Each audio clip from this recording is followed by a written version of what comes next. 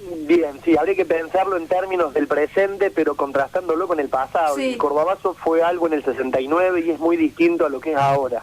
Eh, es distinto en función de que todo hecho histórico, una vez interpretado, se interpreta y se pasa por el tamiz del tiempo pasado y por la interpretación que cada uno quiere hacer y contarla del modo en que a cada uno le quede más cómodo. Ese es un problema que tiene el Cordobazo y que tiene todo hecho histórico, sí. Y acá en Córdoba puntualmente el Cordobazo y la propia reforma de la cual se recordaron los 100 años el año pasado.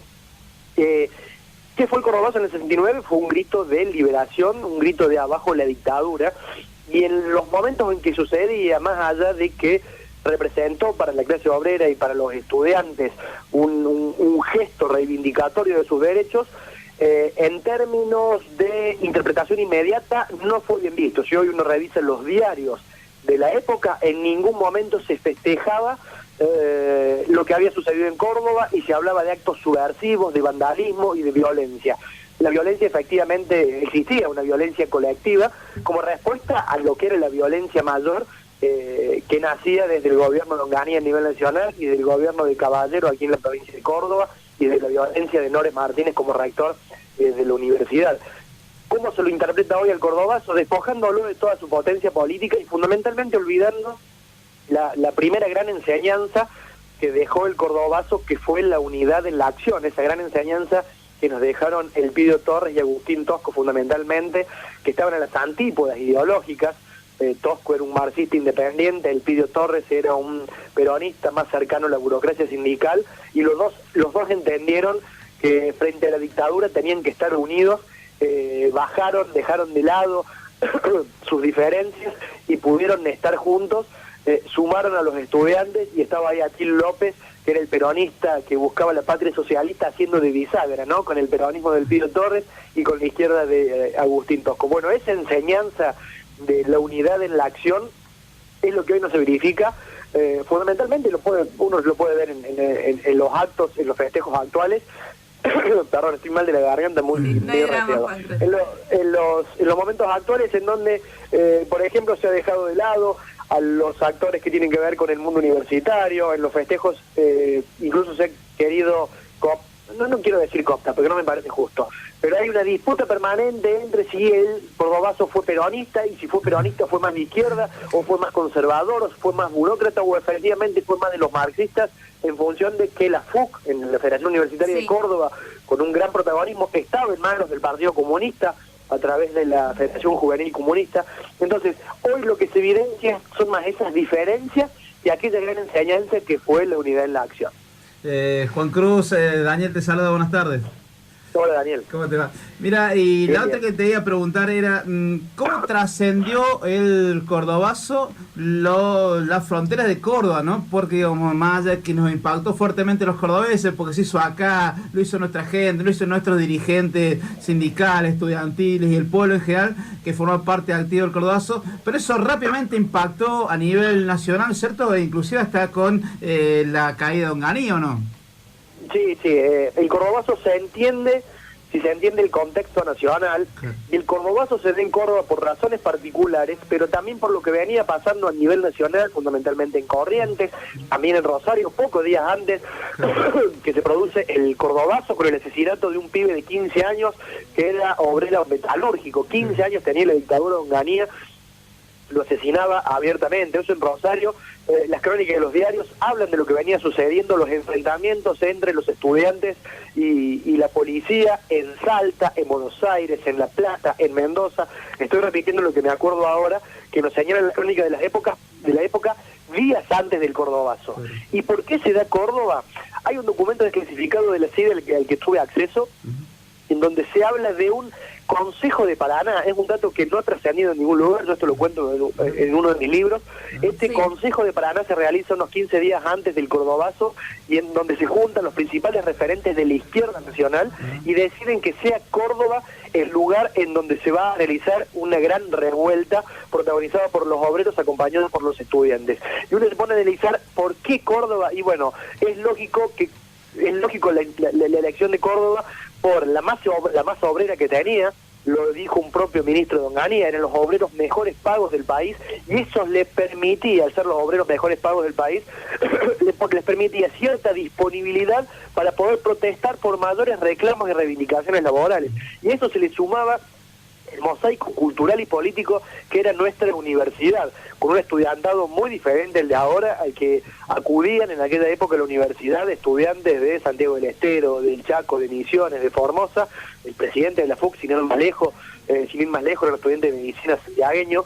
Todo ese mosaico cultural y político, claramente con raigambre en las luchas populares históricas de Córdoba, con una reivindicación de la reforma fundamentalmente por el movimiento universitario, todo eso hace que sea Córdoba el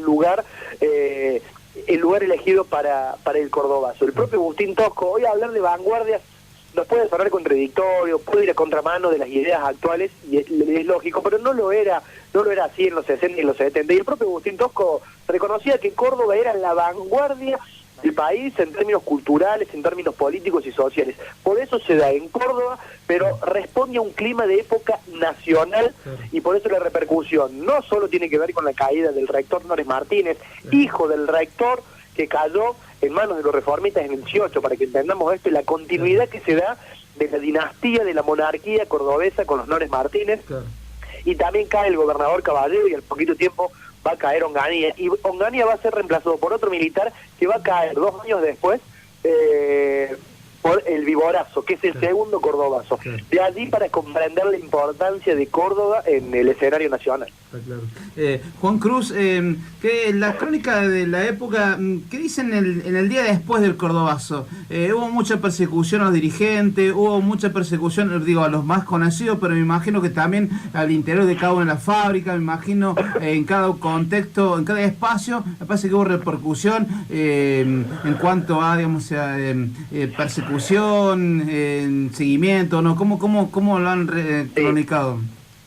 Sí, la persecución fue posterior al cordobazo, pero también fue antes. En el año 66, a través de un decreto, Onganía no solo que prohibió, confiscó y bloqueó las cuentas bancarias de los partidos políticos, sino que persiguió, encarceló, torturó a dirigentes políticos, dirigentes sindicales, y generó, lo sabemos bien, la mayor fuga de cerebros en la historia de nuestro país. Hay que recordar que en los 90 una agrupación política intentó llevar a Onganía de candidato a presidente por una situación de democracia.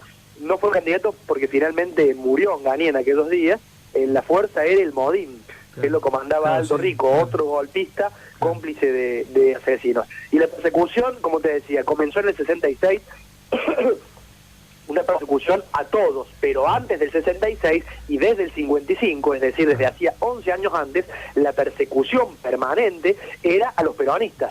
Lo que empieza a pasar con Onganía es que prosigue la persecución a los peronistas y se le suman los comunistas, se le suman los radicales, se le suman incluso los conservadores de aquí de Córdoba. Y con el 69, a partir del 69, hay que recordar que Tosco y Elpidio Torres fueron encarcelados de modo inmediato y condenados por tribunales militares, ni siquiera pasaron por la justicia ordinaria, y fueron condenados a más de 8 años de prisión. También fueron condenados estudiantes.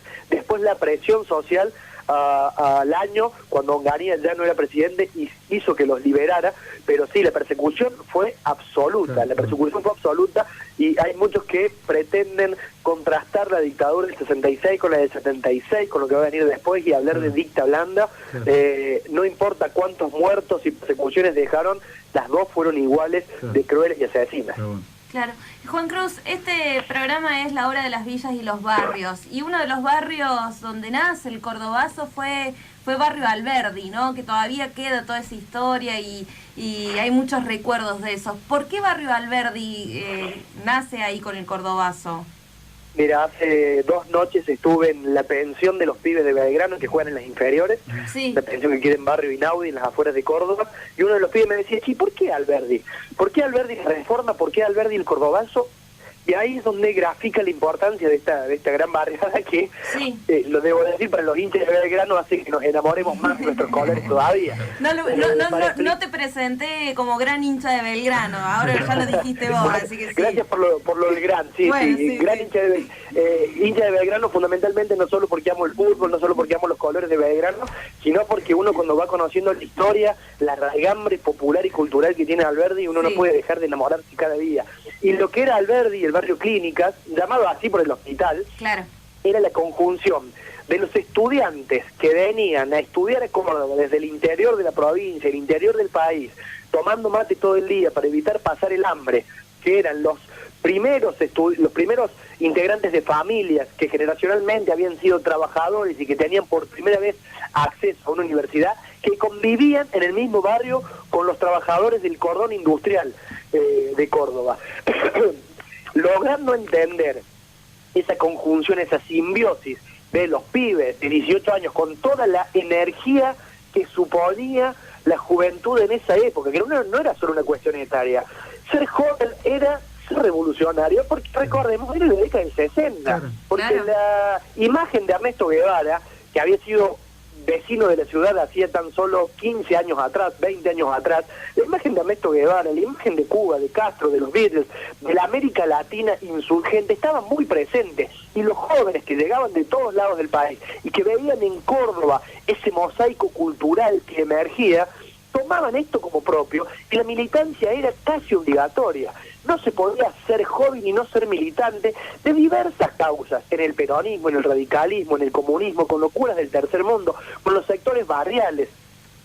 Y a eso se le sumaban los trabajadores que conocían quizás por el relato familiar las reivindicaciones que habían logrado con el peronismo y que de a poco las distintas dictaduras y fundamentalmente a partir de Onganía empezaban a perderse. Bueno, y la conjunción era lógica, se estaba creando ahí una gran bomba que hizo que efectivamente aquí en Canal 10 el otro día presentamos uno de los últimos trabajos que hicimos Sí. en torno al cordobazo y lo titulé Del foquismo, que era el método de combate que hubo en la guerrilla latinoamericana, del foquismo al techismo, porque en aquellos días el barrio Clínica, el barrio Alberdi era permanentemente ocupado por los jóvenes y por los trabajadores, y desde los techos combatían la policía y le ganaban, y así durante 5 días, una semana, ocupaban el barrio, 50, 70 manzanas, e impedían que pudieran ingresar las fuerzas del terror, las fuerzas del mal llamado orden, y lo ganaban desde los techos con las bombas Molotov. Es decir, que de algún modo Alberdi fue nuestra sierra maestra. Qué bueno, Bien. me encantó.